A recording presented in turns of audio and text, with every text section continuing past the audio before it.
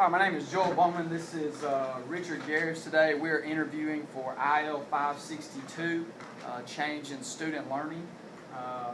Richard Garris is the principal at Durand North Junior High in Pell City, Alabama, that houses 8th grade students only. The first question we're going to do is, what is the main impact the principal plays on an academic level? Well, the principal is the instructional leader of the school. The thing I do is I try to be sure basically everybody's doing their job. Are we teaching the state standards? Are we using techniques that reach our students? Basically, is good instruction taking place? Are the teachers planning properly? Are we incorporating the proper objectives? Are we reaching special ed kids? Are we addressing EL standards? Things of this level. Another thing I try to do is I evaluate teachers and instruction, is I try to look at what our needs are, where our weaknesses, and evaluate that, and try to get professional development to address those weaknesses.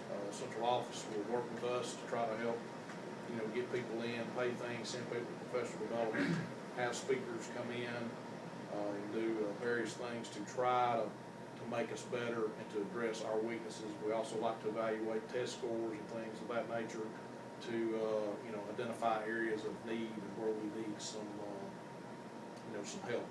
Another thing I like to try to do is I try to protect instructional time.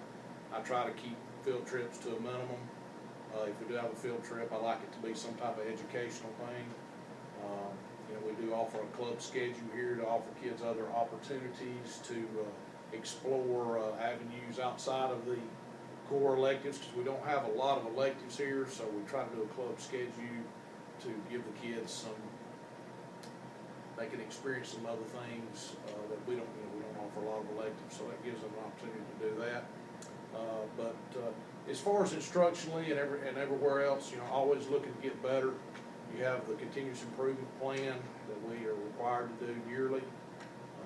We put a lot of time in on that, evaluating data, and that can be academic, that can be system-wide things, and that can be discipline and attendance. For instance, this year I evaluated our discipline, how many days students missed out of class for disciplinary reasons. That could be ISS, out of school suspension, alternative school. The year prior to me coming here, 2.1 I believe was the number.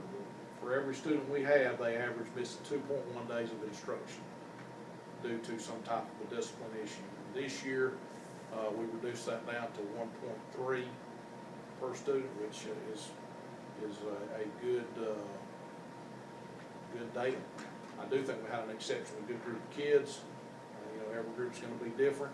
Next year, that number might increase. I don't know, but we did have a decrease in that this year, so I was pretty pleased with that. And of course, discipline-wise, if you don't have a lot of discipline, generally your instruction is going to be better. So evaluating data and assessment is extremely important for you as a principal.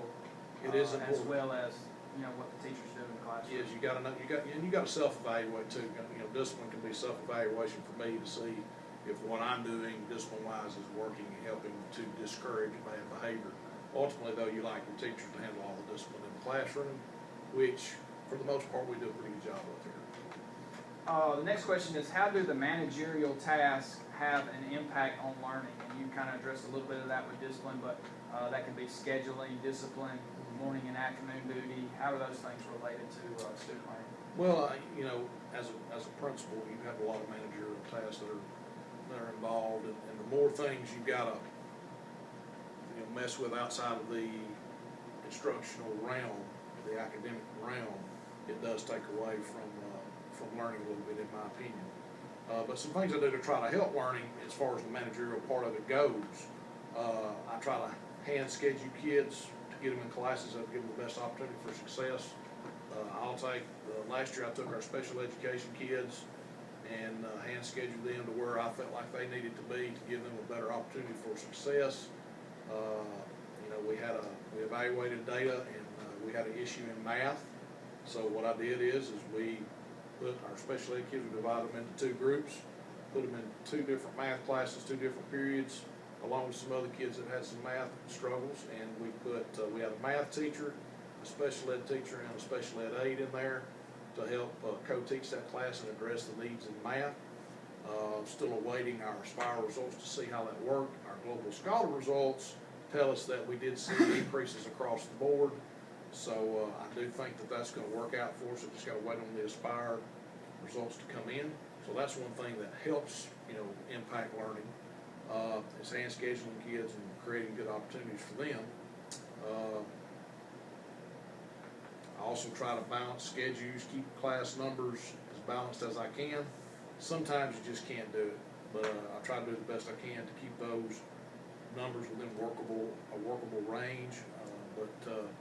Most administrators will tell you sometimes you just can't do it. But so far, it's worked out pretty good for the most part. PE can be overloaded at times, but we've talked with that teacher and he manages it pretty good. The next question is, what role does the principal play in the professional development of your staff? We've talked about how you were trying to assess and evaluate for professional development. So, what can you add on the professional development of your staff? Well, like I said, we do try to assess what we need.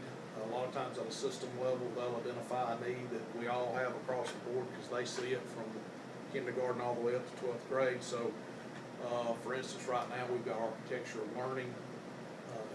What that is a type of, it has to deal with English, science, and history. And it's basically a type of writing. And they started it down in the elementaries, and it's been coming on up, and it's reached 7th grade this year, and then we'll come on to our school next year, so we'll be doing professional development with it as the year moves on this year. So that's kind of a system-wide thing where they saw a need in that particular area, so they're addressing that. Some other things we identify on the school level, I try to address that in faculty meetings or during planning periods. We try to do things with professional development there. We have our technology plan, which is part of our SIP plan. Ms. Baker, my technology teacher, does a good job with that. She'll have Tech Tuesdays, we call it, is usually a couple of times a month. We have about 8 of those sessions a year. Various things. I know we're big into the Google Docs, Google Apps platform. We're trying to move toward that. So we offer professional development for that.